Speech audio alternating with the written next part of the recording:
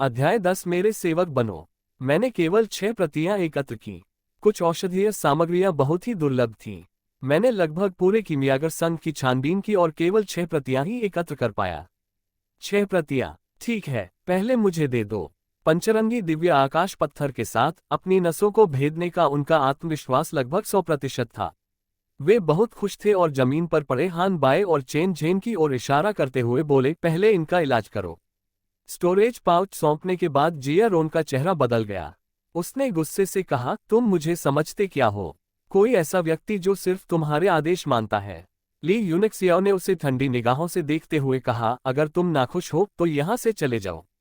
जिया रोन गुस्से से इतना उत्तेजित था कि उसके सिर में झंझनाहट होने लगी। उसका रुतबा इतना ऊंचा था, फिर भी एक बच्चा उसे हुक्म दे रहा था। लेकिन जब कोई दूसरे के घर में रहता है तो उसे सिर झुकाना ही पड़ता है, खासकर जब बात उसकी जिंदगी और भविष्य की हो। वह नीचे झुका, उनके जख्मों को देखा और अपनी अंगूठी से 2 हल्के पीले रंग की गोलियां निकालकर दोनों के मुंह में रख दी। ठीक है, अब मुझे विश्रण की विधि बताओ। मैंने तुम्हारी सारी बातें मान ली हैं, अब मुझे दोबारा अपने आदेश मानने के लिए मजबूर करने की कोशिश भी मत करना। ली यूनिक्सियाओ ने अपनी आंखें सिकोड़ते हुए मासूमियत से कहा, कई लोग मेरी बात मानने के लिए गिड़गिड़ाते हैं, फिर भी उन्हें मेरी बात नहीं मिलती। मुझे यकीन है कि तुम भी बाद में मेरी बात मानने के लिए जरूर कहोगे। जिया रोन के चेहरे के भाव एकदम बदल गए। उसने गुस्से से कहा, तुम अपना वादा तोड़ने की कोशिश कर रहे हो। ली यूनिक्सियाओ ने ठंडी सांस लेते हुए कहा, युवा स्वामी किस तरह के व्यक्ति हैं? मैं एक मामूली शिस्तरीय कलापारखी को कैसे धोखा दे सकता हूँ? उसने हाथ हिलाया और कागज का एक टुकड़ा हवा में उड़ता हुआ सीधा बाहर निकल गया। जिया रोन गुस्से से घुट रही थी। महर्षि स्तर का कला शोधक से उसका क्या मतलब था? हर रसायन शास्त्री अतुलनीय रूप से महान और अत्यंत प्रभावशाली व्यक्तित्व होता है। उसने कागज को 2 उंगलियों से पकड़ा, उसका चेहरा थोड़ा उदास हो गया। कागज पर लगा दबाव उसकी कल्पना से कहीं अधिक था। उसने उदास चेहरे से उसे देखा और फिर आनंद से भर आया और झट से उसे रख दिया। अपने ज्ञान के आधार पर, यद्यपि वह ये तो 100% पुष्टि नहीं कर सकता था कि सामग्री सही है, फिर भी वह यह अनुमान लगा सकता था कि ली यूनिक्सियाओ ने उसे धोखा नहीं दिया है। मैंने सामान ले लिया है, हिसाब बराबर हो गया। जिया रोन जाने के लिए मुड़ा। ये युवक बहुत अजीब था, वह उसे समझ ही नहीं पा रहा था। पहले तो वह पिछली बेइज्जती का बदला लेना चाहता था, लेकिन उसके मन में एक हल्का सा डर बैठ गया, जिससे उसे लगा कि मुसीबत से बचना ही बेहतर है। उसकी अपनी जिंदगी और भविष्य सबसे ज्यादा महत्वपूर्ण थे। ये फॉर्मूला आपके शरीर से यिन विंडस्टोन और ब्लड फ्लेम ऑर्किड के जहर को निकाल सकता है, और इसके कोई दुष्प्रभाव नहीं होंगे। ली यूनिक्सियाओ ने धीरे से कहा, लेकिन जब आप क्षयग्रस्त थे, क्या आपने महसूस किया कि हर बार परिष्करण के दौरान आपकी आत्मा शक्ति उत्तरोत्तर अपर्याप्त होती जा रही थी? मानो पतन के लक्षण दिखाई दे रहे हो। जिया रोन का शरीर पल भर में अकड़ गया। हे, एक कीमियागर की आत्मा शक्ति समाप्त होने के बाद उसके पुनः प्राप्त होने की गति एक मार्शल आर्टिस्ट की मूल ऊर्जा से कम 10 गुना धीमी होती है। लेकिन आत्मा शक्ति के क्षय से उबरने में सामान्य साधना से 100 गुना अधिक समय लगता है। हालांकि आपको विष से क्षय हुए ज्यादा समय नहीं हुआ है, लेकिन आपकी योग्यता को देखते हुए आपको अपने मूल स्तर पर लौटने में कम से कम 20 से 30 साल लगेंगे। और फिर से प्रथम स्तर के कीमियागर बनने की उम्मीद बहुत कम है। मैं आपको हतोत्साहित नहीं करूंगा। अगर आपकी किस्मत अच्छी रही तो 50 साल के भीतर भी उम्मीद है। जिया रोन का चेहरा बेहद उदास था। उसे ये सब बातें कैसे नहीं पता थी? रसायन शास्त्रियों का इतना ऊंचा दर्जा इसीलिए था क्योंकि आत्मा शक्ति का अभ्यास करना बेहद मुश्किल था और एक बार बिगड़ जाने पर उससे उबरना लगभग नामुमकिन था। वह पहले स्तर के रसायन शास्त्री बनने से काफी दूर था, और अगर वह फिर से इस स्तर तक पहुंचने की कोशिश करता तो शायद 50 साल लग जाते, और वो भी किस्मत से। अगर किस्मत अच्छी नहीं रही तो शायद उसे पूरी जिंदगी एक उन्नत रसायन शास्त्री प्रशिक्षु ही रहना पड़े। इन सब बातों से आपका क्या मतलब है? कुछ नहीं। मुझे बस एक ऐसा तरीका पता है जिससे आप 50 दिनों के भीतर एक सच्चे स्तरीय कला परिशोधक बन सकते हैं।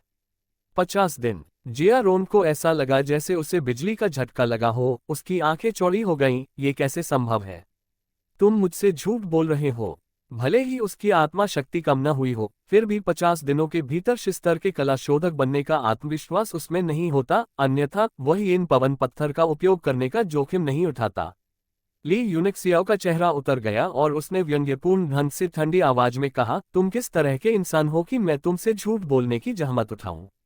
जिया रोन स्तब्ध रह गया, उसका शरीर 1 इंच भी हिल नहीं पा रहा था।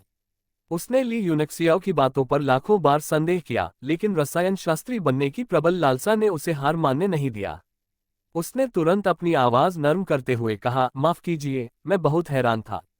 क्या आपको सच में इतना भरोसा है कि आप 50 दिनों के भीतर मेरी आत्मशक्ति को बहाल कर देंगी? ली यूनिक्सियाओ ने अपनी तर्जनी उंगली हिलाते हुए ठंडी सांस ली और कहा, यह आत्मशक्ति को बहाल करना नहीं है, यह एक सच्चा स्तरीय कला शोधक बनना है। वास्तव में मैं तुम्हें 5 दिनों में ही उन्नति दिला सकती थी, लेकिन तुम मेरे लिए इतने योग्य नहीं हो कि मैं तुम्हें उस हद तक प्रशिक्षित करूं। जिया रोंग ने मुश्किल से अपनी बात कही, आप मुझसे क्या करवाना चाहते हैं ताकि मैं आपकी मदद कर सकूं? ली यूनिक्सियाओ की निगाहें ठंडी पड़ गईं और उसने एक एक शब्द करके कहा, मेरे सेवक बनो। असंभव। जिया रोन की पुतलियां सिकुड़ गईं, उसका चेहरा एकदम बदल गया और उसने गुस्से से कहा, तुम एक मामूली पीले बालों वाले लड़के वास्तव में एक कीमियागर को नौकर बनाना चाहते हो। कितना घमंडी। ली यूनिक्सियाओ लकड़ी की कुर्सी पर चुपचाप बैठा था, उससे एक स्वाभाविक आभा निकल रही थी। उसकी आंखों में व्यंग्य की झलक थी और उसने ठंडे स्वर में कहा, अगर मेरी वर्तमान शक्ति अपर्याप्त न होती तो क्या तुम्हें लगता है कि तुम मेरे सेवक बनने के योग्य होते? वैसे भी तुम केवल 50 दिनों के लिए ही सेवक बन सकते हो। 50 दिनों के बाद यहां से चले जाओ। जिया रोन सदमे से सुन्न पड़ गया। ली यूनिक्सियाओ के शब्दों ने उसका सिर सुन्न कर दिया था, लेकिन उसके चेहरे पर क्रोध का कोई निशान नहीं था, क्योंकि सामने वाले की आंखों में जो खुला उपहास और तिरस्कार था वह बनावटी नहीं बल्कि स्वाभाविक था, मानो ये सचमुच ऐसा ही हो कि वह उसका सेवक बनने के योग्य नहीं था, जो कि स्वाभाविक ही था। हे भगवान, आखिर हो क्या रहा है? आखिर ये लड़का है कौन? क्या वो पागल है? अगर वो पागल है तो मेरी समस्या को एक नज़र में कैसे पहचान पाया और उसका हल भी बता पाया? मैंने पूरे कीमियागर संघ के सारे रिकॉर्ड छान मारे पर कोई हल नहीं मिला। ली यूनिक्सियाओ की धीमी आवाज आए, क्या तुम्हें मेरी नौकरानी होने से बहुत अन्याय महसूस होता है? बकवास। जाहिर है मुझे अन्याय महसूस हो रहा है। जिया रोंग ने मन ही मन बड़बड़ाया। अचानक ली यूनिक्सियाओ की आंखों में चमक आए और एक अजीब सुनहरी रोशनी टिमटिमाकर गायब हो गई। उसी क्षण जिया रोंग की पुतलियां अचानक फैल गईं और भय की एक तीव्र अनुभूति उसके पूरे शरीर में दौड़ गई। यह एक कंपन था जो सीधे उसकी आत्मा की गहराई से आया था, मानो जन्मजात हो उस प्रकार के देवता के प्रति एक स्वाभाविक श्रद्धा और कंपकंपी टकराना। वह अब स्थिर खड़ा नहीं रह पा रहा था, उसके पैर सीधे नीले पत्थर के फर्श पर टिक गए थे, उसका शरीर ठंडे पसीने से भीगा हुआ था। उसकी आत्मा पर व्याप्त उस दमनकारी भावना ने उसे अपना सिर उठाने की भी हिम्मत नहीं करने दी।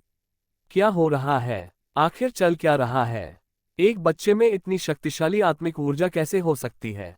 आखिर वह है कौन? जिया रोंग अब पूरी तरह से स्तब्ध था, न केवल स्तब्ध बल्कि भयभीत भी, एक गहरे भय से भरा हुआ। उसकी आत्मा पर पड़ रहे उस तिरस्कार और दबाव ने उससे यह आभास कराया कि जैसे ही दूसरा पक्ष उसकी इच्छाशक्ति को जरा सा भी हिलाएगा, उसकी आत्मा उड़कर बिखर जाएगी।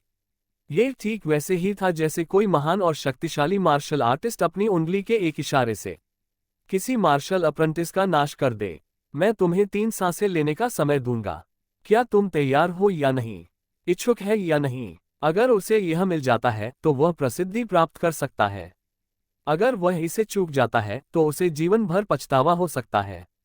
मैं तैयार हूं। जिया रोंग ने दांत पीसते हुए मानो अपनी सारी ऊर्जा लगाकर ये कुछ शब्द कहे, लेकिन बोलते ही उसे अपने पूरे शरीर में ढीलापन महसूस हुआ और उसकी सारी शक्ति समाप्त हो गई और वह सीधे जमीन पर गिर पड़ा। हालांकि उसका दिल बेहद सुकून से भरा हुआ था, मानो उसने कोई बड़ा काम पूरी तरह से सफलतापूर्वक पूरा कर लिया हो। साथ ही इससे वह अंदर ही अंदर बेहद हैरान भी हो गया। ली यूनिक्सियाओ की आंखों में हल्की सी मुस्कान झलक गई, बुरा नहीं, काफी निर्णायक फैसला। भविष्य में तुम्हें पता चलेगा कि आज का तुम्हारा निर्णय कितना भाग्यशाली था। चूंकि तुमने मुझे अपना गुरु मान लिया है, इसलिए मैं स्वाभाविक रूप से तुम्हारे साथ अन्याय नहीं करूंगा। उन्होंने उंगली से इशारा किया और एक सूत्र निकला, ऊपर बताई गई विधि के अनुसार साधना करो। यदि तुम 5 दिनों के भीतर स्तर के कला शोधक नहीं बन पाते तो ये साबित हो जाता है कि तुम्हारी योग्यता कम है और तुम मेरे सेवक बनने के योग्य नहीं हो। भविष्य में तुम्हें मुझसे मिलने की आवश्यकता नहीं होगी। जिया रोंग की आंखें सदमे से भर उठीं। उसने सूत्र उठाया और उसे देखा, और पल भर में उसका पूरा शरीर जैसे बिजली के झटके से क्षतिग्रस्त हो गया, और वह चिल्ला उठा, आत्मा शोधन कला।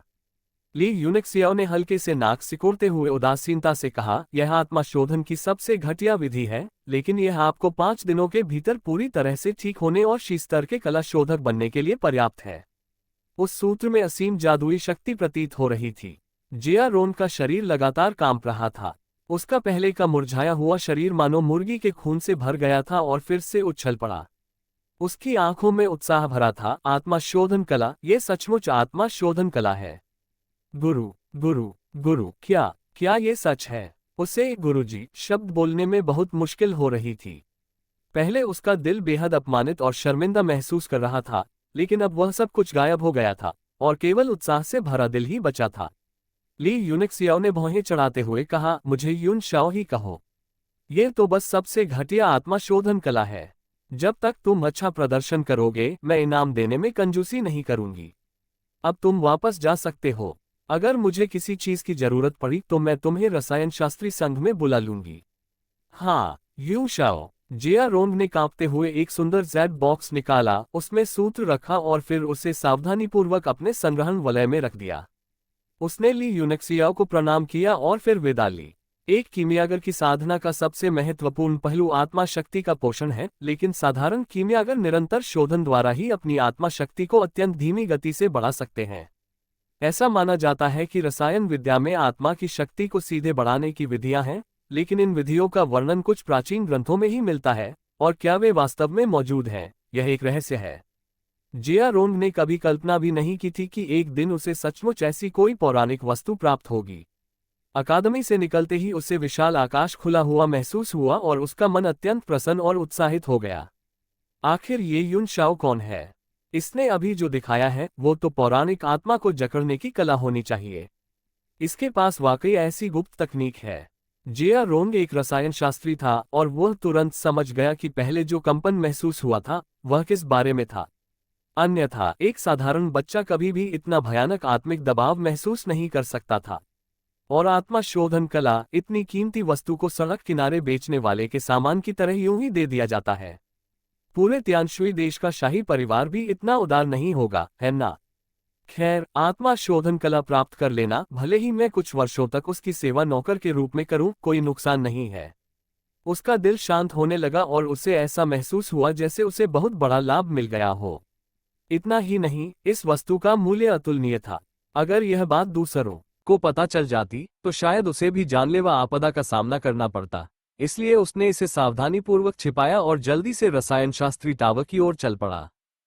अध्याय 11, नारियों को अवरुद्ध होने से मुक्त करना। ली यूनेक्सियाओ अपनी कुर्सी पर बैठा कुछ देर सोचता रहा। अगर वह इतना कमजोर न होता तो उसे जिया रोंग को गुलाम बनाने की जरूरत ही न पड़ती।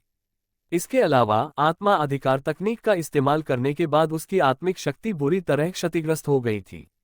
ये बहुत दुख की बात है कि पुनर्जन्म के बाद मेरी आत्मिक शक्ति बहुत कमजोर हो गई, वरना एक साधारण योद्धा स्तर के रसायनज्ञ को इतनी परेशानी क्यों उठानी पड़ती।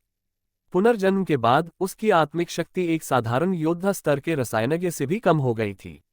अभी उसने केवल आत्मा ग्रहण गुप्त तकनीक का प्रयोग करके जिया रोंग को क्षण भर के लिए अचेत किया था। यदि जिया रोंग होश में आ जाता तो उसे निश्चित रूप से कुछ गड़बड़ का एहसास हो जाता, इसलिए उसने उसके लिए आत्मा शोधन तकनीकों का एक सेट निकाला था। इसे ही कहते हैं हल्की फुल्की सजा देकर इनाम देना। वरना आत्मा को शुद्ध करने की सबसे बेकार तकनीक भी अनमोल होती और वह उसे इतनी आसानी से नहीं देता। ली यूनेक्सियाओ पालथी मारकर बैठ गया। उसने अपनी आंखें थोड़ी सी बंद कर ली और उसके मन में एक सुनहरी लिपि उभरने लगी। ये सब अस्पष्ट मेढक के बच्चे जैसे अक्षर थे जो उसकी चेतना के सागर में एक एक करके चमकते और गायब होते जा रहे थे। हालांकि चाहे वह इसके बारे में कितना भी सोच ले, वह उस अविकसित लिपि को पूरी तरह से ठोस रूप नहीं दे सका और उसे अपने दिमाग में साकार नहीं कर सका। आत्मा के जागृत होने के बाद एक शक्तिशाली व्यक्तित्व बनना उसके लिए केवल समय की बात है। लेकिन ली यूनेक्सियाओ का लक्ष्य केवल यही नहीं है, वह अपने पिछले जीवन को पार करके उस पौराणिक स्तर तक पहुंचना चाहता है। वर्तमान में उसका सबसे बड़ा सहारा न तो उसके पिछले जीवन की यादें हैं, न ही अधिपति शरीर शोधन तकनीक, बल्कि वह आत्मा शोधन तकनीक है जिसे उसने अपने पिछले जीवन की मृत्यु से पहले तियानडांग पर्वत में खोजा था। महान विकास दिव्य तकनीक। आत्मा को शुद्ध करने की यह विधि उनके लिए बिल्कुल नई थी और इसमें वर्णित तकनीकें उनकी कल्पना से कहीं परे थीं। उनकी आत्मा का पुनर्जन्म इस महान विकासवादी दिव्य तकनीक से अटूट रूप से जुड़ा हुआ था। जब उन्हें अपने पिछले जीवन की यादें वापस आई तो उनके मन में गूंजने वाली आवाज इसी दिव्य तकनीक का पाठ थी। तियानावू महाद्वीप पर साधकों को मुख्य रूप से मार्शल आर्ट साधकों और जादू साधकों में विभाजित किया गया है। पहले प्रकार के साधक मुख्य रूप से ची ऊर्जा का अभ्यास करते हैं, जबकि बहुत कम संख्या में मार्शल आर्ट साधक शरीर साधना में विशेषज्ञता प्राप्त करते हैं और साधारण मार्शल आर्टिस्ट बन जाते हैं। दूसरे प्रकार के साधक आत्मा का अभ्यास करते हैं और जादू के उस्ताद बन जाते हैं। ये तीनों क्रमशः व्यक्ति के सार, ची ऊर्जा और आत्मा का प्रतिनिधित्व करते हैं। इनमें से किसी भी क्षेत्र में शिखर पर पहुंचने से व्यक्ति महाद्वीप पर एक शक्तिशाली व्यक्तित्व बन सकता है।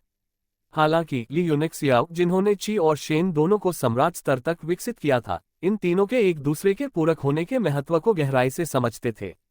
स्वर्ग और पृथ्वी रैंकिंग में शीर्ष स्थान पर मौजूद मार्शल सम्राटों ने इन तत्वों में से दो को अपने चरम स्तर तक विकसित किया था, जिससे वे अन्य प्राणियों से कहीं अधिक श्रेष्ठ बन गए थे। 9 स्वर्ग लोक के शिखर पर अटक जाने और आगे बढ़ने में असमर्थ होने के बाद ही उन्हें एहसास हुआ कि उनकी शारीरिक शक्ति ही उनकी प्रगति में बाधा बन रही है। इसीलिए उन्होंने अधिपति शरीर शोधन तकनीक प्राप्त करने के लिए अथक प्रयास किया। शरीर, ऊर्जा और आत्मा के एक साथ चरम पर पहुंचने पर ही कोई पौराणिक 10 दिशाओं के लोक में प्रवेश करने का प्रयास कर सकता है। इस महान विकास दिव्य तकनीक से मैं निश्चित रूप से अपनी आत्मशक्ति को 9वें क्रम के सम्राट स्तर के शिखर तक पहुंचा पाऊंगा। बातियान की शरीर शोधन दिव्य तकनीक के साथ मिलकर ये तीनों अंततः एक हो जाएंगे, जिससे मैं 10 दिशाओं के दिव्य क्षेत्र में प्रवेश कर पाऊंगा और अजेय बन जाऊंगा। उसकी आंखों में प्रकाश की एक चमक कौंधी, मानो वह अंतरिक्ष की परतों को भेदते हुए अनंत शून्य की ओर देख रहा हो। इस पंचरंजित दिव्य शून्य पत्थर से मैं कम 13 दिव्य सुइयां परिष्कृत कर सकता हूं, जो मेरे शरीर की क्षमता को उजागर करने और मेरे चक्रों को उन्नत करने के लिए पर्याप्त है। उसने स्वयं को शांत किया और महान विकास दिव्य तकनीक का अभ्यास शुरू किया। उसकी क्षतिग्रस्त आत्मिक शक्ति आश्चर्यजनक गति से ठीक हो गई। कुछ ही समय में वह एक प्रशिक्षु शिष्य की चरम आत्मिक शक्ति तक पहुंच गया। मैं अभी भी प्रथम श्रेणी के योद्धा स्तर के रसायनज्ञ बनने से थोड़ा पीछे हूं, लेकिन मैं दिव्य सुइयों को परिष्कृत करने और औषधि तैयार करने में काफी कुशल हूं। हान बाय और चेन जेन को व्यवस्थित करने के बाद वह प्रशिक्षण कक्ष की ओर चल पड़ा। एकल छात्रावासों में स्थित प्रशिक्षण कक्ष अत्यंत कठोर हीरे की चट्टान से निर्मित है, जिससे साधारण मार्शल आर्टिस्टों के लिए उन्हें नुकसान पहुंचाना मुश्किल हो जाता है, और उनमें उत्कृष्ट ध्वनि इंसुलेशन भी है। ली यूनिक्सियाओ ने जियारोन द्वारा दिए गए पदार्थों में से बैंगनी सुनहरे रंग की रेत निकाली, उसे आपस में टकराकर धूल में बदल दिया और जमीन पर पंचकोण जैसी आकृति बनाई। आकृति पूरी होते ही एक विचित्र शक्ति का उत्सर्जन होने लगा। उसने पंचरंगी दिव्य शून्य पत्थर को जमीन पर रखा, काली विशाल तलवार निकाली, अपनी पूरी ताकत उसमें लगाई और बूम की आवाज के साथ नीचे की ओर प्रहार किया, जिससे वह अनगिनत छोटे छोटे टुकड़ों में बिखर गया। अचानक उसकी भौहों के बीच एक सुनहरी रोशनी चमकी और एक अदृश्य आत्मिक शक्ति लहरों की तरह फैल गई, जिसने सभी छोटे कणों को घेर लिया और उन्हें पंचकोणीय संरचना पर संघनित कर दिया। ऐसा प्रतीत हुआ मानो वे नन्हे कण उस संरचना की शक्ति से खींचे चले आ रहे हों और धीरे धीरे लगातार कांपने लगे। उनकी आवृत्ति बढ़ती जा रही थी। ली यूनिक्सियाओ ने सावधानीपूर्वक अपनी आत्मिक शक्ति का प्रयोग करते हुए 5 रंगों वाले दिव्य शून्य पत्थर के कणों की लय को नियंत्रित किया, जिससे वे स्पंदित होने लगे। अगर कोई इस पूरी प्रक्रिया को दोबारा देखे तो वह यकीनन बेहद हैरान रह जाएगा। चाहे वह आकृतियों को उकेरना हो, पत्थरों को परिष्कृत करना हो या आत्मिक शक्ति को उजागर करना हो, यह आम रसायन शास्त्रियों से बिल्कुल अलग और पूरी तरह से समझ से परे था। ली यूनिक्सियाओ के पिछले जीवन के समृद्ध अनुभव ने उसकी शारीरिक शक्ति की कमी को पूरा कर दिया। वह एक उन्नत रसायन शास्त्र के प्रशिक्षु की शक्ति के साथ भी उन चीजों को आसानी से परिष्कृत करने में सक्षम था जो मूल रूप से केवल एक मास्टर स्तर के रसायन शास्त्री के लिए ही संभव थी। सरणी पर असंख्य रंग बिरंगे दिव्य शून्य के टुकड़े चटकने लगे, मानो सेम फूट रहे हों, और जल्दी ही एक गाढ़े पदार्थ में परिवर्तित होकर संघनित होने लगे। तरल का रंग तेजी से चमकीला और चकाचौंध भरा होता गया और बड़ी मात्रा में सफेद धूल उड़ने लगी। उन्होंने शुद्धिकरण प्रक्रिया को सीधे शोधन प्रक्रिया में एकीकृत कर दिया। अगर रसायन शास्त्रियों के संघ के लोग इसे देखते तो वे निश्चित रूप से चौंक जाते। संक्षिप्त करो, ली यूनिक्सियाओ ने एक शब्द कहा, फिर अपनी तर्जनी उंगली से अपने सामने हवा में धीरे से थपथपाया। उस आकृति से निकली ऊर्जा तुरंत 13 छोटी सुई जैसी बिंदुओं में संघनित हो गई, जिससे 5 रंगों का प्रकाश परावर्तित हुआ। ये सचमुच बहुत सुंदर था। 13 चमकती हुई सुइयां धीरे से ली यूनिक्सियाओ के हाथ में आ गिरी। उसने उन्हें देखने की जहमत भी नहीं उठाए और बस उन्हें अपनी अंगूठी में डाल दिया। अब आइए नसों और अस्थि मज्जा को शुद्ध करने के लिए दवा तैयार करना शुरू करें। उसने लापरवाही से अलग अलग आकार और ऊंचाई के 1 दर्जन से अधिक कांच के बर्तन निकाले और उन्हें जमीन पर एक कतार में रख दिया। उसने अपने थैले से लाल रंग के तरल पदार्थ से भरी एक बड़ी बोतल निकाली, जिससे तीखी मछली जैसी गंध आ रही थी। ये किसी राक्षसी जानवर का खून था। उसने उसे एक एक करके बर्तनों में डाला। फिर ली यूनिक्सियाओ ने गहरी सांस ली। उसकी आंखों में एक चमक सी आ गई। उसने जल्दी से अपने थैले से विभिन्न कच्चा माल निकाला और उन्हें अलग अलग डिब्बों में रख दिया। जल्द ही डिब्बों में तरह तरह की अजीबोगरीब घटनाएं घटने लगीं। विभिन्न बोतलों के मुंह से तरह तरह के कंपन और गैसें निकलीं, जिनसे रंग बिरंगे बुलबुले उठ रहे थे।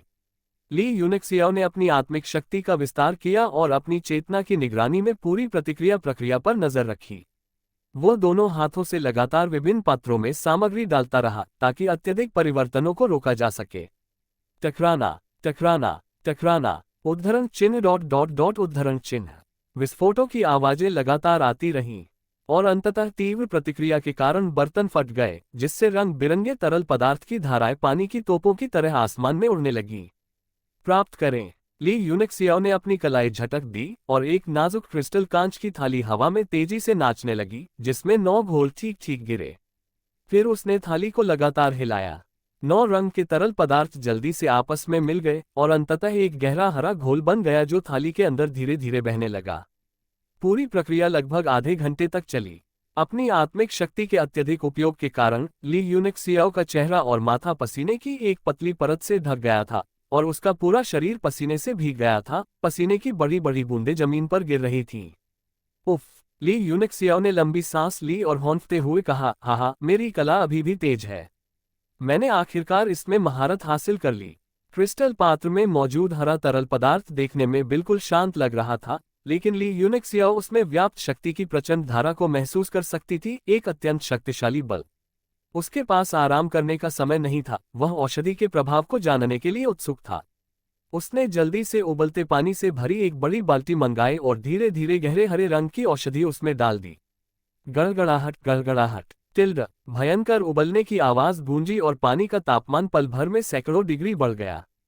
भारी मात्रा में भाप उठी, जिससे पूरा कमरा हल्के हरे रंग का हो गया और चेहरे के सामने हाथ देखना भी असंभव हो गया। धुंध में भी ली यूनिक्सियाओ के शरीर में हल्की गर्मी महसूस होने लगी। तीव्र ताप धीरे धीरे उसकी त्वचा में समा गया। उसने पंचरंगी दिव्य सुइयां निकाली और सावधानीपूर्वक उन्हें अपने शरीर में चुभोया। हर सुई चुभने के साथ उसे एक ऐसी शक्ति का अनुभव हुआ जो उसकी त्वचा को भेदकर उसकी नसों तक पहुंच रही थी, न केवल दर्द रहित बल्कि अत्यंत सुखदायक भी।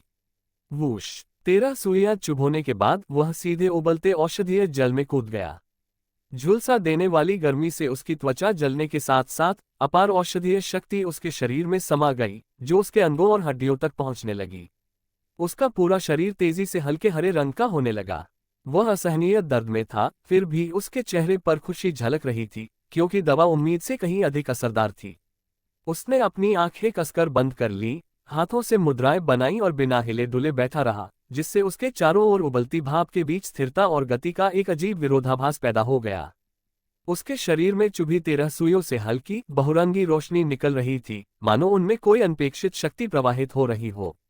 उसने जो औषधि बनाई थी, उसमें अधिकतर अत्यंत विषैले पदार्थ थे, लेकिन जब उन्हें मिलाया गया तो उन्होंने एक नाजुक संतुलन बनाया, जिससे नसों और अस्थि मज्जा को शुद्ध करने में अप्रत्याशित और चमत्कारी प्रभाव उत्पन्न हुए। औषध विज्ञान और औषधि निर्माण का ज्ञान न रखने वाले आम लोग इसका प्रयोग करने की हिम्मत नहीं करते थे, यहाँ तक कि उसे भी इसे सावधानीपूर्वक 10 भागों में बांटकर कुल्ला करना पड़ता था। अन्यथा एक भी गलती विषाक्तता का असंतुलन पैदा कर सकती थी, जिसके परिणामस्वरूप तत्काल विषाणुजनन और मृत्यु हो सकती थी। लेकिन पंचरंजित दिव्य सुई प्राप्त करने के बाद उनका दृष्टिकोण पूरी तरह से बदल गया। पंचरंगी दिव्य सुई में पंच तत्वों की शक्ति समाहित है। जब यह एक्यूपॉइंट्स को उत्तेजित करती है, तो यह न केवल सुई के माध्यम से पंच तत्वों की शक्ति को अवशोषित करती है, बल्कि एक्यूपॉइंट्स की प्रभावी रूप से रक्षा भी करती है। ली यूनिक्सियाओ ने अपने शरीर के 13 मुख्य एक्यू पॉइंट से एक शीतल और सुखदायक अनुभूति स्पष्ट रूप से महसूस की, मानो एक्यू पॉइंट सांस ले रहे हों और अपनी जीवन शक्ति का उत्सर्जन कर रहे हों। जैसे ही औषधि उसके शरीर में समा गई, वह सभी नाड़ियों और सहायक नसों के साथ साथ पूरे शरीर में फैल गई। इसने धीरे धीरे क्षतिग्रस्त और सूखी हुई अदृश्य नाड़ियों को खोलना शुरू कर दिया। असहनीय पीड़ा सहने के बावजूद उसके चेहरे पर धीरे धीरे एक आनंदमय मुस्कान आ गई। जैसे जैसे दवा का असर बढ़ता गया, वह अपने शरीर में दवा के प्रवाह को नियंत्रित करने के लिए विभिन्न प्रकार की हस्त मुद्राएं बनाने लगा। बाहर से देखने पर उसकी त्वचा पर नसें उभरी हुई दिखाई दे रही थीं, जो आपस में गुंथी हुई वृक्ष शाखाओं जैसी लग रही थी। एक भयावह दृश्य। नसों के भीतर से एक हल्की हरी आभा भी निकल रही थी। बूम!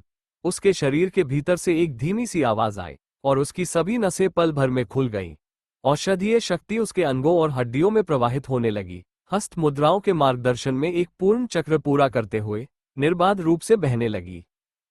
अध्याय 12 5 चक्र। ये हो चुका है। ली यूनिक्सियाओ बेहद प्रसन्न था, लेकिन वह उठा नहीं।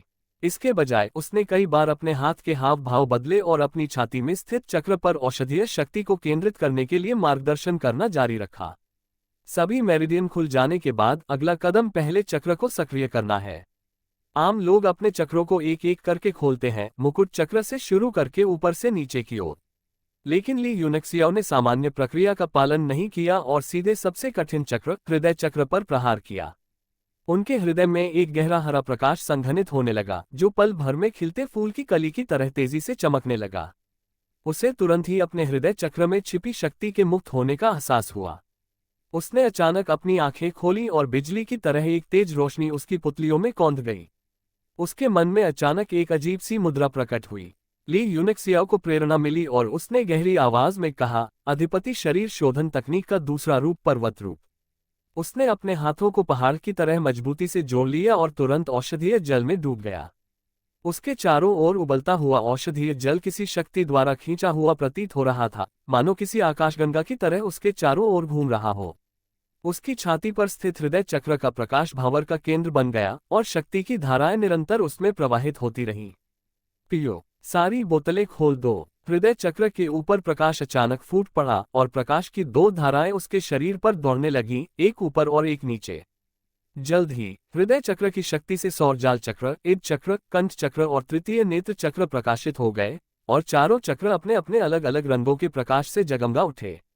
हल्के हरे रंग के अलावा पूरा कमरा विभिन्न चक्रों के प्रकाश से जगमगाने लगा। बूम! जैसे ही ली यूनिक्सियाओ अंतिम दो चक्रों को भेदने के लिए औषधि की शक्ति को अवशोषित करने वाला था, उसका शरीर अपनी सीमा तक पहुंच गया। उसके शरीर के स्पर्श बिंदुओं से 13 पंचरंगी या दिव्य सुइयां एक साथ निकली, जिससे उसके पूरे शरीर का संतुलन बिगड़ गया और लकड़ी के बैरल के अंदर एक जबरदस्त बल विस्फोट हुआ। विस्फोट के क्षण ही अस्थि मज्जा शुद्ध करने वाला पेट धुंध में बदल गया, जिससे पूरा प्रशिक्षण कक्ष ऐसे भीग गया मानो उसे धोया गया हो। ली यूनिक्सियाओ सीधे धुंध से बाहर निकला, उसके होठों से एक आह निकली, केवल 3 चैनल ही खुले। कितना अफसोस की बात है। अगर मार्शल आर्ट के अन्य शिष्यों को ये बात पता चलती और वे कहते कि ये दुख की बात है कि उन्होंने एक साथ 3 चक्र खोल दिए हैं, तो वे इतने ईर्ष्यालु हो जाते कि उसे जान से मार देते। ली यूनिक्सियाओ ने पंचरंगी दिव्य सुइयों को सावधानीपूर्वक रख दिया। उनके उपयोग के बाद 13 सुइयां स्पष्ट रूप से पतली और अधिक सुव्यस्त हो गई थीं। पंचर की दिव्य सुई शरीर की क्षमता को उत्तेजित करने में बहुत प्रभावी है। हमें लेन परिवार से बाकी 4 टुकड़े प्राप्त करने का कोई तरीका ढूंढना होगा। कुछ देर सोचने के बाद उसने साफ कपड़े बदले और कमरे से बाहर निकल गया। जब वह हॉल में पहुंचा तो उसने हान बाय और चेन झेन को भी कमरे से बाहर आते देखा। उनके घाव लगभग ठीक हो चुके थे, लेकिन चेन झेन के चेहरे की सूजन बिल्कुल भी कम नहीं हुई थी। युवा स्वामी यून, दोनों ने एक ही समय में चीखते हुए ली यूनिक्सियाओ को भय से देखा। उनकी आंखों में अचानक क्रोध की आग भड़क उठी। हान बाय दहाड़ते हुए बोला, लानफी और उसके गिरोह ने हद पार कर दी है। उन्होंने यंग मास्टर यून को इतने घातक जहर से मार डाला। क्या उसकी हिम्मत है कि वह खुलेआम हमें मार डाले? चेन झेन भी गुस्से से आग बबूला हो गया। मैं सचमुच वापस जाकर 10,000 सैनिकों को इकट्ठा करके उनका सफाया करना चाहता हूँ। युवा स्वामी यून, क्या आप ठीक हैं? ये जहर। ली यूनिक्सियाओ ने देखा कि उसका पूरा शरीर हल्के हरे रंग का हो गया था, जो दवा के असर का लक्षण था और धीरे धीरे अपने आप ठीक हो जाएगा। उसने संक्षेप में स्थिति बताई, जिससे वे दोनों काफी देर तक अवाक और स्तब्ध रह गए। युवा स्वामी युन, क्या आप कह रहे हैं कि आपने उन सभी को पीटा और उन सभी को लूट लिया? युवा मास्टर युन, क्या आप ये कह रहे हैं कि आपने अपनी नाड़ियों को खोल दिया है और पांचों चक्रों को सक्रिय कर दिया है? चेन झेन खिलखिलाकर हंस पड़ा। हाँ, मुझे पता था। जनरल, फीलों का बेटा निकम्मा कैसे हो सकता है? तुम अचानक बिना कुछ बोले हम सबसे ज्यादा शक्तिशाली हो गए। हम तीनों के स्नातक होने और उपाधियां मिलने के बाद हम सीधे 10 लाख सैनिकों की सेना लेकर लैन परिवार जैसे उन छोटे मोटे बदमाशों का सफाया कर देंगे। हान बाई के चेहरे पर दिख रहा सदमा धीरे धीरे कम हो गया और वह गहरी सोच में डूब गया। ये तो स्वाभाविक रूप से बहुत अच्छी बात है कि यंग मास्टर युन ने अपना चक्रा खोल दिया है, लेकिन इससे बहुत सारी मुसीबतें भी खड़ी हो गई हैं। लैन फी और बाकी लोग इसे आसानी से जाने नहीं देंगे और मुझे डर है कि यंग मास्टर युन और भी बड़े खतरे में हैं। चेन झेन अपने वीर भावों में डूबा हुआ था और उसने तिरस्कारपूर्वक कहा, वे तो बस तुच्छ बदमाश हैं। वे अभी यंग मास्टर युन का मुकाबला नहीं कर सकते और भविष्य में तो बिल्कुल भी नहीं कर पाएंगे। क्या तुम्हें लगता है कि वे अकादमी में गड़बड़ी फैलाने के लिए किसी को भेजने की हिम्मत करेंगे? पूरे तियानशुई साम्राज्य में पंचतत्व क्षेत्र के केवल 2 ही मार्शल किंग स्तर के विशेषज्ञ हैं। उनमें से एक जियालान अकादमी के डीन झोंग लिशान है, जिन्हें तियानशुई साम्राज्य का सबसे शक्तिशाली व्यक्ति माना जाता है। हर देश के अपने कानून होते हैं और हर परिवार के अपने नियम होते हैं, लेकिन जियालान अकादमी के अपने नियम हैं और यहाँ तक कि राजा को भी जियालान अकादमी के नियमों का पालन करना पड़ता है। एक समय की बात है, युद्ध उपमंत्री के बेटे को अकादमी में हार का सामना करना पड़ा। घर लौटने पर उसने अपने परिवार के विशेषज्ञों को बुलाकर एक अन्य छात्र की पिटाई करवाई। अगले दिन उपमंत्री के परिवार के सभी मार्शल आर्टिस्टों की साधना शक्ति क्षीण हो गई और तब से यह कभी प्रतिष्ठित परिवार पूरी तरह से पतन की ओर चला गया और देश के राजनीतिक केंद्र से गायब हो गया। इस घटना ने तियानशुई साम्राज्य के सभी शक्तिशाली परिवारों में गहरा भय पैदा कर दिया। यहाँ तक कि राजकुमार और राजकुमारियां भी अकादमी के भीतर लापरवाही से कोई काम करने की हिम्मत नहीं करते थे। हालांकि अकादमी ने छात्रों को आपस में लड़ने से नहीं रोका था, इसलिए केवल असाधारण क्षमताओं वाले छात्र ही इसकी दीवारों के भीतर जीवित रह सकते थे। हान बाई ने सिर हिलाते हुए कहा, लानफी अभी स्वाभाविक रूप से कोई खतरा नहीं है, लेकिन क्या आप लघु रैंकिंग में तीसरे स्थान पर रहने वाले को भूल गए हैं? चेन जेन की पुतलियां अचानक सिकुड़ गईं और उसका चेहरा पल भर में बदसूरत हो गया। स्वर्ग और पृथ्वी रैंकिंग तियानवु महाद्वीप के शीर्ष विशेषज्ञों की एक शक्ति रैंकिंग है, जिसमें 100 व्यक्ति शामिल हैं। ली यूनिक्सियाओ के पूर्व अवतार गु फियांग इन शीर्ष विशेषज्ञों में तीसरे स्थान पर थे। हान बाई द्वारा वर्णित वीरों की छोटी रैंकिंग जियालान अकादमी द्वारा बनाई गई एक शक्ति रैंकिंग प्रणाली है, जिसे प्रतियोगिताओं के माध्यम से प्रतिवर्ष पुनर्निर्धारित किया जाता है। वर्तमान में तीसरे स्थान पर लैन जुवान है, जो लैन परिवार के एक और प्रत्यक्ष वंशज और लैन फी के सौतेले भाई हैं। हान बाई ने व्यंग्यात्मक मुस्कान के साथ कहा, लान जुवान इस साल स्नातक होने वाला छात्र है। उसकी शक्ति इतनी जबरदस्त बताई जाती है कि वह मार्शल आर्ट मास्टर के दूसरे स्तर तक पहुंचने लगा है। इसके अलावा वह जुवान गैंग का नेता है।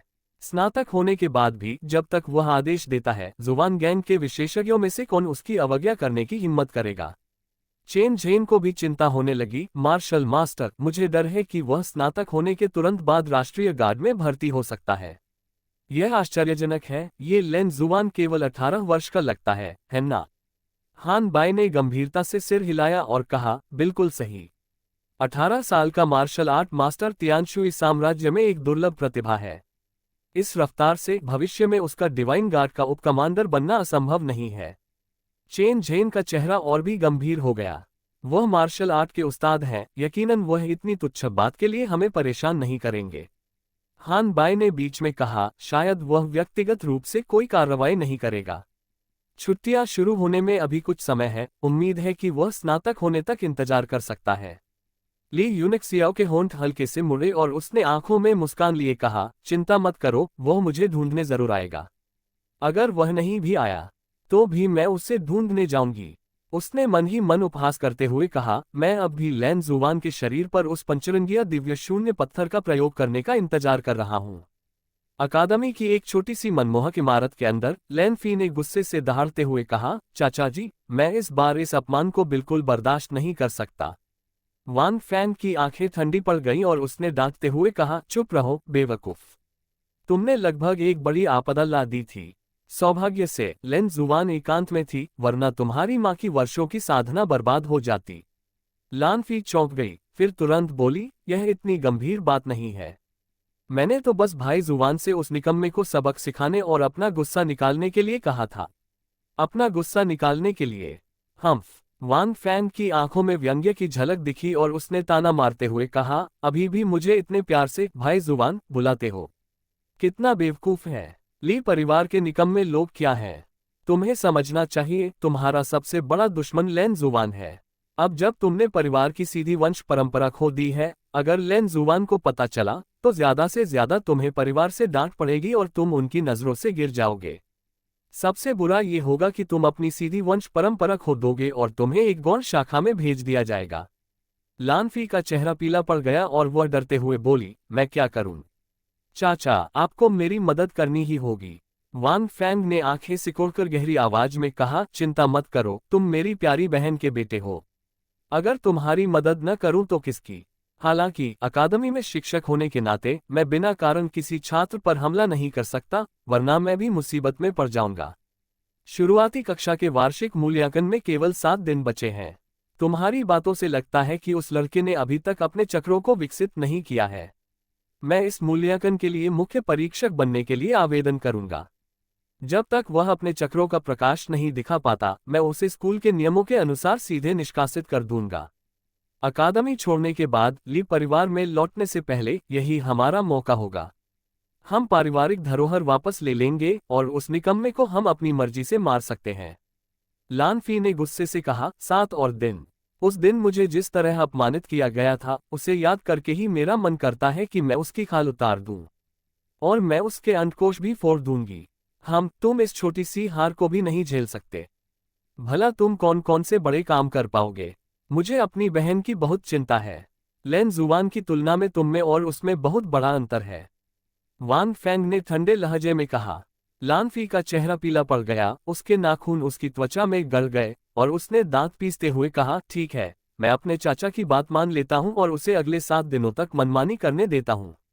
लेकिन इन 7 दिनों में उसे चैन नहीं मिलेगा।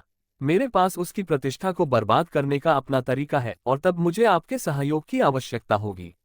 वान फैंग की आंखों में संदेह की एक झलक दिखाई दी। तुम्हारे पास क्या अच्छा विचार है? लानफी के चेहरे पर एक धूर्त मुस्कान आ गई और उसने वान फैंग के कान में फुसफुसाते हुए कहा। वान फैंग चौंक गया, फिर खिलखिलाकर हंस पड़ा, अच्छा, कर लो। अगर तुम सफल हो गए तो तुम्हें 7 दिन इंतजार नहीं करना पड़ेगा। तुम सचमुच मेरी बहन के बेटे बनने के लायक हो। तुम्हारे चाचा ने पहले तुम्हें कमाका था। ... कौन इस तरह मंडरा रहा है? ली यूनिक्सियाओ, जो अपने छात्रावास में महान विकास दिव्य तकनीक का अभ्यास कर रहा था, अचानक भौहें चढ़ा बैठा। उसकी दिव्य चेतना आम लोगों से कहीं अधिक थी और उसने तुरंत महसूस किया कि 2 लोग उसके छात्रावास के बाहर सावधानीपूर्वक मंडरा रहे हैं। शाम हो चुकी है, क्या कोई चोर हो सकता है? अकादमी में धनी छात्रों का सामान चोरी होना कोई असामान्य बात नहीं है, खासकर उन छात्रों का जिनके पास निजी छात्रावास हैं, जो चोरों के लिए प्रमुख लक्ष्य होते हैं। ली यूनिक्सियाओ सीधे बाहर निकली, दरवाजा खोला और अचानक एक गुलाबी रंग का पत्र बाहर गिर गया। व्यक्तिगत रूप से यूक्सियाओ को 4 बड़े अक्षर सुंदर लिखावट में लिखे हुए थे और लिफाफे से हल्की गुलाबी खुशबू आ रही थी। ली यूनिक्सियाओ ने भौहें चढ़ाकर लिफाफा खोला और पाया कि यह एक प्रेम पत्र था। इसमें केवल 4 पंक्तियां थीं। चांद विलो वृक्षों की चोटियों के ऊपर उगता है, हम मेपल के जंगल के पीछे मिलते हैं। आज रात जब चांद पूरा हो, मैं तुम्हारे साथ पहले की तरह रहना चाहती हूँ। हस्ताक्षर है रोलेंडो।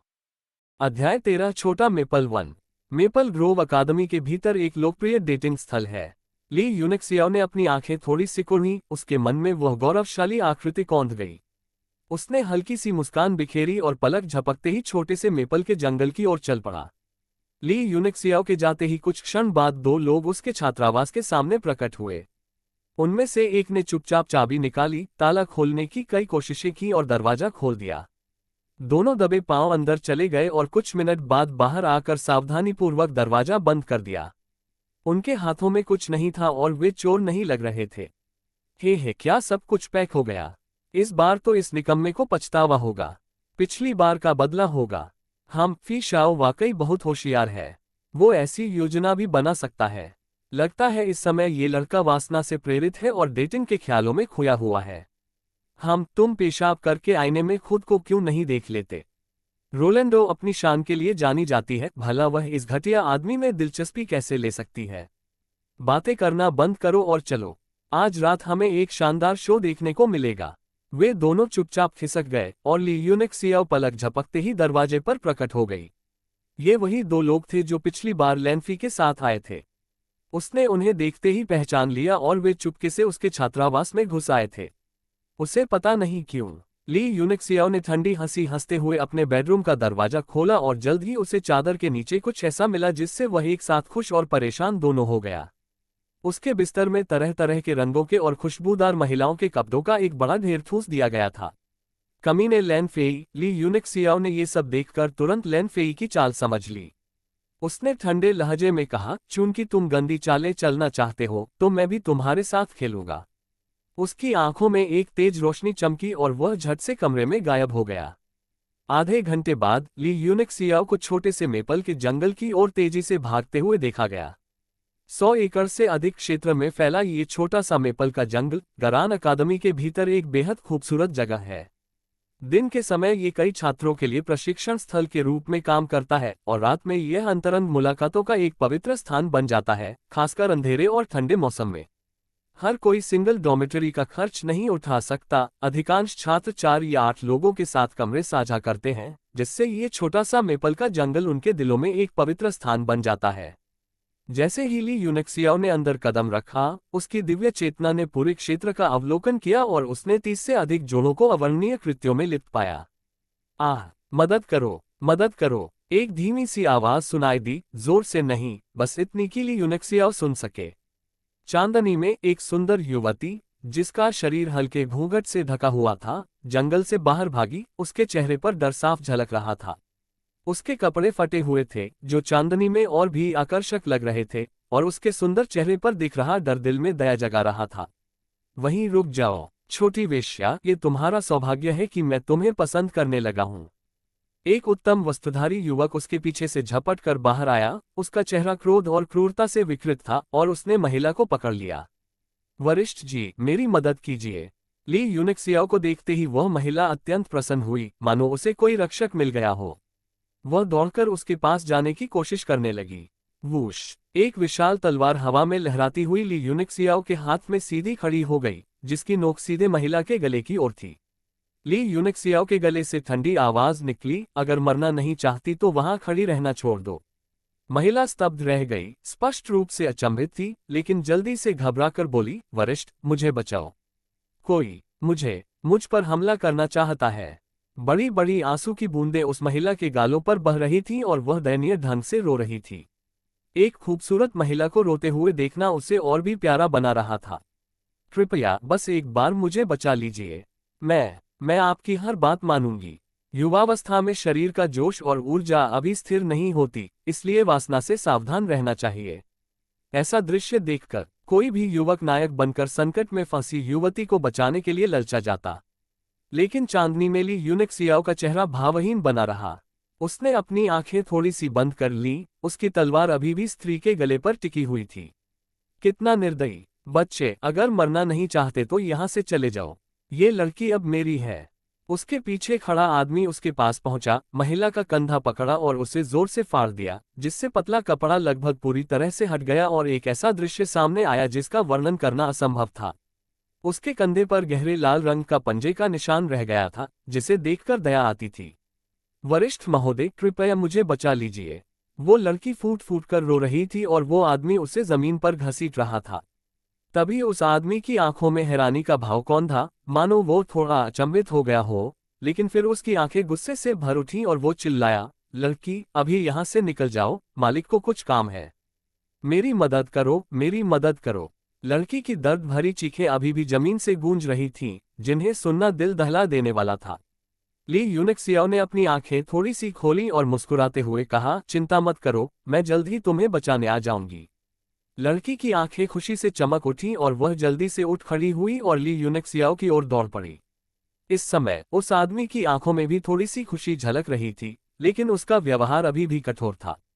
लड़के, मेरी औरत को चुराने की हिम्मत कैसे हुई? क्या तुम जानते हो मैं कौन हूँ? मैं लियू यितियन हूँ, लियू सिकी का पुत्र, शाही अंगरक्षकों का कमांडर। ओह, ये तो लियू यितियन है। ली यूनिक्सियाओ अचानक उस महिला की ओर मुड़ी और मुस्कुराई। जब मैंने कहा कि मैं तुम्हें बचाऊंगी, तो मेरा मतलब तुम्हें बचाना नहीं था, बल्कि उन्हें बचाना था। वे लड़की और आदमी दोनों स्तब्ध रह गए। अचानक जंगल से लोगों का एक समूह निकला और उन तीनों को घेर लिया। समूह के नेता चेन झेन ने दहाड़ते हुए कहा, लियू तियानई, तुमने ऐसा घिनौना काम कैसे किया? शिक्षक फैंग, आपने अभी जो देखा, ये लड़का तो बिल्कुल दरिंदा है। जब 10 से अधिक लोग दिखाई दिए, तो लियू यितियन को अचानक एक अनहोनी का आभास हुआ। उसे पता चल गया कि वह मुसीबत में है। चेन झेन की दहाड़, शिक्षक फैंग। सुनकर वह कांप उठा, उसके पैर डर से कांपने लगे। चांदनी में उसने गौर से देखा तो पाया कि समूह के मुखिया, गुस्से से बाल खड़े किए हुए अधेड़ उम्र के व्यक्ति, अकादमी के शिक्षण मामलों के निदेशक, नरसंहार के देवता के नाम से मशहूर फैंग बूपिंग थे। वह इतना डर गया कि कई कदम पीछे हटकर पीठ के बल गिर पड़ा। क्या हुआ? ये कैसे हो सकता है? न सिर्फ वह, बल्कि वह महिला भी पूरी तरह से हैरान रह गई। यहाँ तक कि लैनफी और अन्य लोग, जो अंधेरे में छिपे हुए थे और किसी भी क्षण बाहर निकलने के लिए तैयार थे, भी अचंभित थे। प्रधानाध्यापक यहाँ क्यों आए थे? लियू यितियन, तुम जानवर। फैंग बूपिन की आकृति पलक झपकते ही गायब हो गई और सभी को अपनी आंखों के सामने एक धुंधलापन सा दिखाई दिया।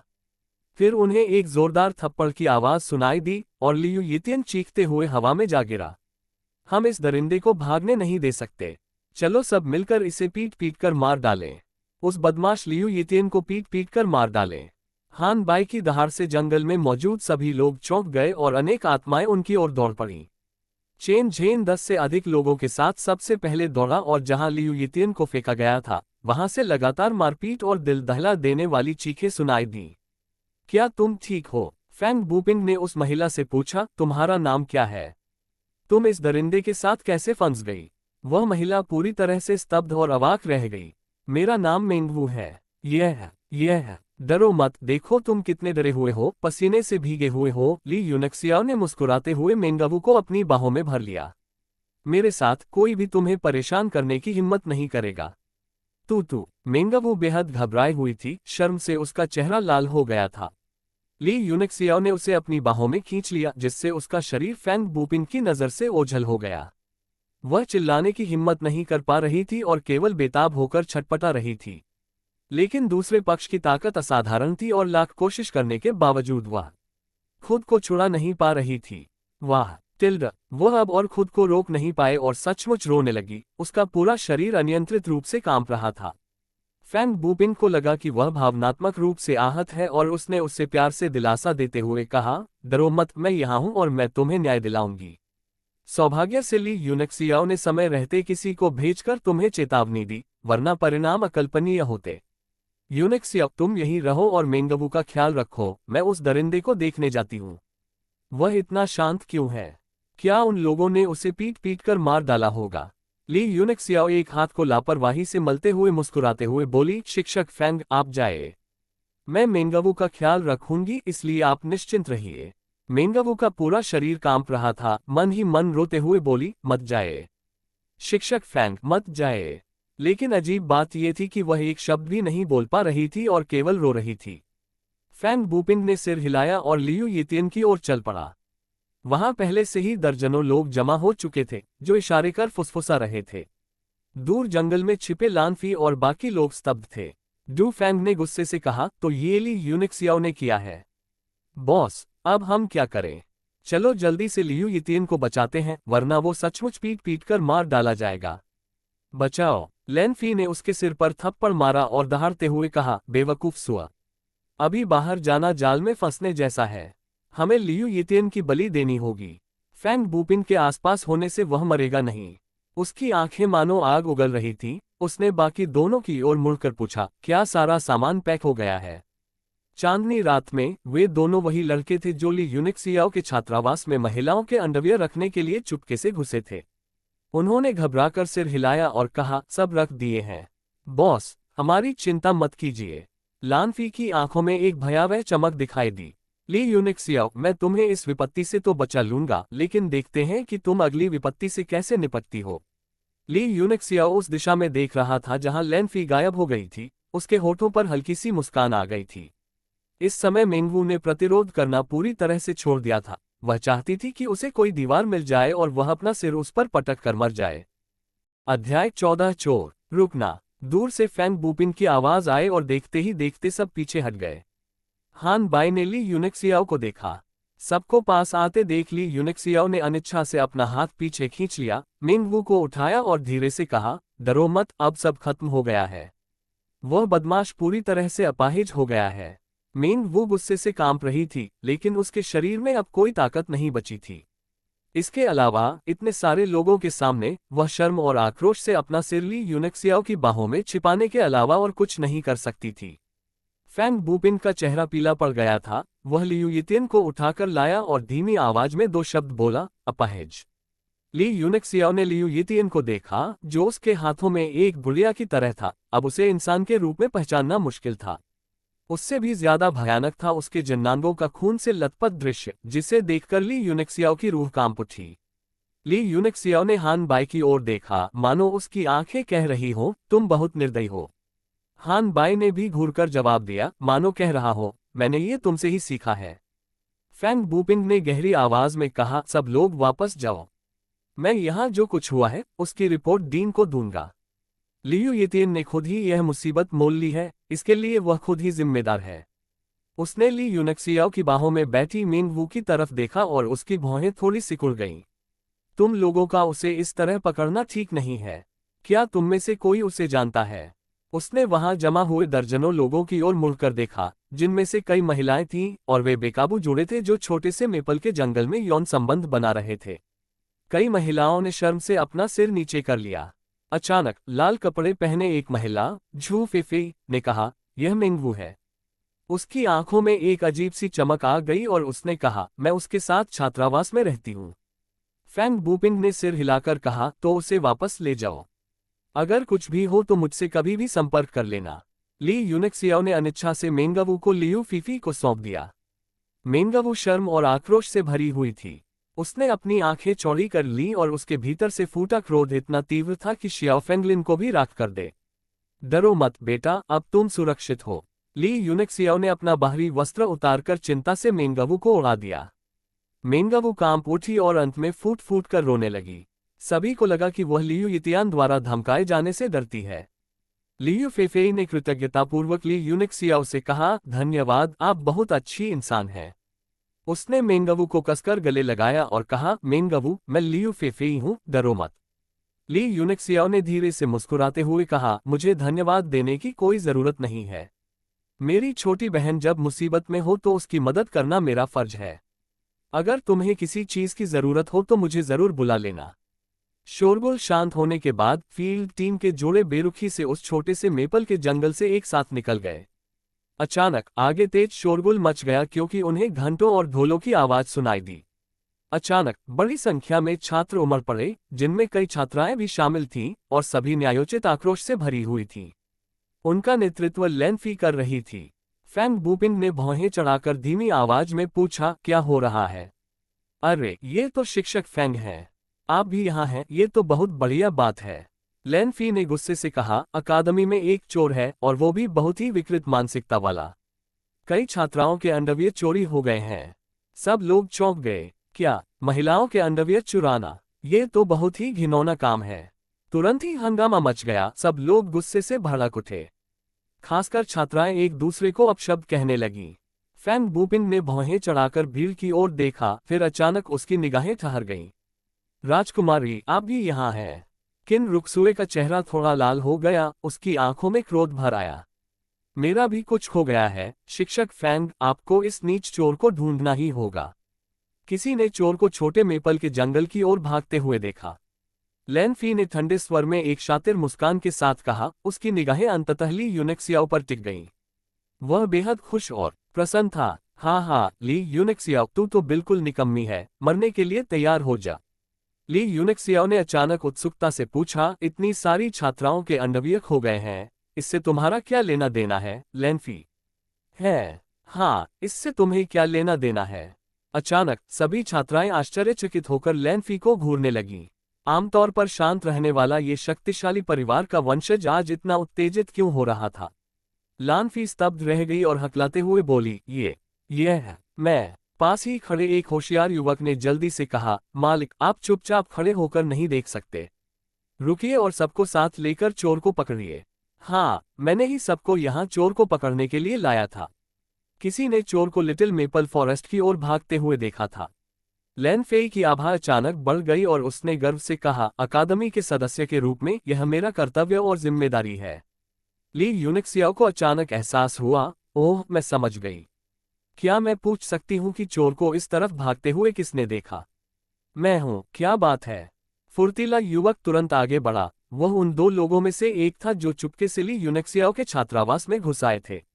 मेरा नाम मेन कुन है। मैंने देखा। क्या आपको इससे कोई आपत्ति है? उसने जानबूझकर अपना सिर ऊपर उठाया, मानो अपनी शक्ति का प्रदर्शन करना चाहता हो। हालांकि वे जानते थे कि ली यूनिक्सियाओ कितना शक्तिशाली था, लेकिन फैंग बूपिन की मौजूदगी में कोई भी लापरवाही से काम करने की हिम्मत नहीं करता था। ली यूनिक्सियाओ ने हल्की सी मुस्कान के साथ कहा, मुझे कोई आपत्ति नहीं है। मैं बस उत्सुक हूँ। चोर महिलाओं के कपड़े चुरा रहा था, तो महिलाओं को कैसे पता नहीं चला, लेकिन तुम्हें एक लड़के को पता चल गया। और जब तुमने ये देखा ही था, तो तुम सबको चोर को पकड़ने के लिए क्यों नहीं ले गए, बल्कि अपने गुरु को यहाँ लाकर सबको चोर को पकड़ने के लिए क्यों कहा? मेन कुन अचंभित रह गया। ये वाकई एक कठिन प्रश्न था जिसका उत्तर देना मुश्किल था। बाकी सभी लोग भी असमंजस में थे, उसे ध्यान से देख रहे थे और उनके माथे पर तुरंत ठंडे पसीने की बूंदें आ गईं। लानफी अचानक दहाड़ते हुए बोली, ली यूनिक्सियाओ, इसका क्या मतलब है? क्या तुम्हें अपराधबोध हो रहा है? मुझे लगता है कि चोर तुम ही हो। जी हाँ, अब जब तुमने इसका जिक्र किया है तो मुझे याद आया, चोर की शक्ल बिल्कुल इस बच्चे जैसी दिखती है। मेन कुन ने जल्दी से कहा। ली यूनिक्सियाओ मन ही मन मुस्कुराया। आखिरकार उसने आराम से कहा, युवा स्वामी फी, इस तरह मेरी बदनामी करके आप क्या हासिल करना चाहते हैं? लानफी ने एक भयावह मुस्कान के साथ कहा, अपनी बेगुनाही साबित करने के लिए आपको अपने छात्रावास की तलाशी सबको लेने देनी चाहिए। अगर आप इनकार करते हैं तो आज आप ही संदिग्ध होंगे। ली यूनिक्सियाओ ने ताना मारते हुए कहा, तुम्हें क्या लगता है कि तुम मुझे ऐसे ही तलाशी ले सकते हो? तुम खुद को क्या समझते हो? किन रुक्सुए के चेहरे के भाव भी बदल गए, मानो उसे कुछ एहसास हुआ हो, और उसने कहा, मुझे भी लगता है कि यूनिक्सियाओ उस तरह का इंसान नहीं है। मेन कुन, क्या तुम्हें वाकई यकीन है कि तुमने उसे पूरी तरह से पहचान लिया है? जब मेन कुन ने राजकुमारी की तीखी निगाहों को खुद पर पड़ते देखा, तो वह पसीने से तरबतर हो गया। झूठ बोलना सम्राट को धोखा देने का अपराध था, जिसकी सजा मौत या यहाँ तक कि उसके पूरे परिवार का खात्मा भी हो सकती थी। वह तो केवल लैन परिवार से जुड़े एक छोटे से गुट का सदस्य था, वह सम्राट को धोखा देने की हिम्मत कैसे कर सकता था? लेकिन तभी उसे लैनफी की उदास निगाहें महसूस हुईं और वह डर से कांप उठा। उसने जल्दी से कहा, मैंने साफ साफ देखा, ये निश्चित रूप से ली यूनिक्सियाओ ही है। लैनफी ने उत्साहपूर्वक कहा, हाँ, ली यूनिक्सियाओ, तुम्हें और क्या कहना है? ली यूनिक्सियाओ ने फैंग बूपिन को हल्के से सिर हिलाकर कहा, शिक्षक फैंग, अगर आप चाहें तो मेरे छात्रावास की तलाशी ले सकते हैं।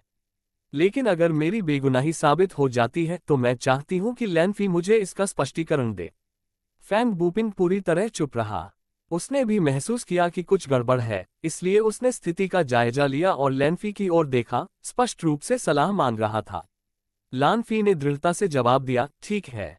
अगर आप अपनी बेगुनाही साबित कर सकते हैं तो मैं स्वाभाविक रूप से आपको स्पष्टीकरण दूंगा।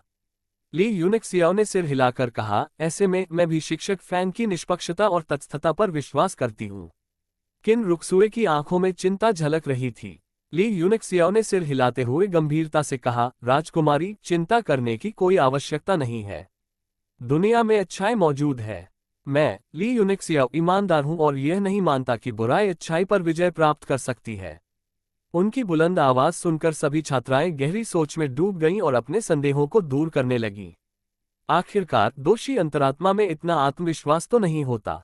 उनके पीछे खड़ी मेन वू उनके इस नेक रवैये पर गुस्से से कांप रही थी, लेकिन अपनी झुंझलाहट को व्यक्त करने के लिए उनके पास शब्द नहीं थे। किन रुक्सुए ने दांत पीसते हुए पैर पटके, अरे बेवकूफ, इसमें कुछ तो गड़बड़ है। वे तुम्हें फंसाने की कोशिश कर रहे हैं, जिद्दी। ली यूनिक्सियाओ ने उनकी अनदेखी की और चिल्लाकर कहा, कृपया मेरी बेगुनाही साबित करने के लिए मेरे छात्रावास में आ जाए। ली यूनिक्सियाओ के नेतृत्व में लोगों का एक बड़ा समूह छात्रावास की ओर चल पड़ा। रास्ते में अफवाहों के बारे में सुनकर कई छात्र भी उनके साथ शामिल हो गए और देखते ही देखते 100 से अधिक लोग एकत्रित हो गए। अरे शिक्षक वांग, आप भी यहाँ क्यों आए हैं? ली यूनिक्सियाओ ने वांग फैंग की ओर ठंडी निगाहों से देखा, जो स्कूल के शिक्षण मामलों के कार्यालय के कई अन्य शिक्षकों के साथ अपने छात्रावास के सामने खड़ा था। वांग फैंग आधनी नींद में लग रहा था और आलस से बोला, मैंने सुना था कि एक विकृत चोर है और मामला हद से बिगड़ गया है। मुझे आकर देखना पड़ा कि क्या हो रहा है। हम डायरेक्टर फैंग, आप भी यहाँ हैं। फैंग बूपिंग ने भौहें चढ़ाईं। अपने अनुभव के आधार पर वह स्वाभाविक रूप से जानता था कि निश्चित रूप से कोई समस्या है। ली यूनिक्सियाओ ने आराम से व्यंग्य करते हुए कहा, तुम मेरे छात्रावास के प्रवेश द्वार से कैसे देखना चाहते हो? क्या मेन कुन ने नहीं कहा था कि चोर शियाओफेंगलिन की ओर भागा था? शिक्षक वांग सचमुच बेवजह परेशानी मोल ले रहे हैं। कुछ बार आगे पीछे चलने की मेहनत भी बेकार है। ली यूनिक्सियाओ के शब्दों में एक छिपा हुआ अर्थ था जिसे हर कोई समझ सकता था। फैंग बूपिन का चेहरा ठंडा पड़ गया और आखिरकार उसने गहरी आवाज में पूछा, वांग फैंग, आखिर चल क्या रहा है? वांग फैंग ने चिढ़कर और ताना मारते हुए कहा, तुम यहाँ शिक्षक फैंग की तरह ही एक चोर को पकड़ने आए हो। ये चोर इतना विकृत और अभिमानी है कि मेरा सुझाव है कि इसे पकड़ते ही निष्कासित कर दो, ताकि यह छात्रों को नुकसान न पहुंचा सके। फैंग बूपिन का चेहरा बदल गया। अगर अब तक उसे समस्या समझ नहीं आई तो वह मूर्ख है। उसने तुरंत दहाड़ते हुए कहा, चोरों को पकड़ना तो कोई मुश्किल काम नहीं, लेकिन अगर कोई मेरे साथ चालबाजी करने और किसी निर्दोष को फंसाने की हिम्मत करता है तो मैं इसे बर्दाश्त नहीं करूंगा। छात्र उसे नरसंहार का देवता कहते थे क्योंकि वह कानून का कड़ाई से पालन करने के साथ साथ निष्पक्ष, न्यायप्रिय और न्यायप्रिय भी था। वांग फैंग ने तीखे स्वर में जवाब दिया, बेशक ये निष्पक्ष और न्यायसंगत होना चाहिए ताकि सभी संतुष्ट हो जाएं। जब सबूत रंगे हाथों पकड़े जाएंगे तो मैं सीधे डीन को इसकी सूचना दूंगा। फैंग बूपिन का पद उससे ऊंचा था, लेकिन जब तक सबूत रंगे हाथों पकड़े जाते वह डीन को बेनकाब कर सकता था और कोई कुछ नहीं कर सकता था। ली यूनिक्सियाओ मानो खतरे से बेखबर गंभीरता से बोली, चूंकि शिक्षक वांग इतने नेक हैं तो मुझे राहत मिली है। कृपया मेरी गवाही दीजिए। उसने अपनी चाबी निकाली, अपने छात्रावास के कमरे का दरवाजा खोला और इशारा करते हुए कहा, बेझिझक तलाशी लीजिए। ली यूनिक्सियाओ के बेपरवाह रवैये को देखकर वांग फैंग की निगाहें तेज हो गईं और वह सोचने लगा कि कहीं इसमें कोई छिपा हुआ अर्थ तो नहीं है। उसने आत्मविश्वास से भरी लैंफी की ओर देखा और राहत भरी सांस लेते हुए कहा, अंदर जाओ और तलाशी लो।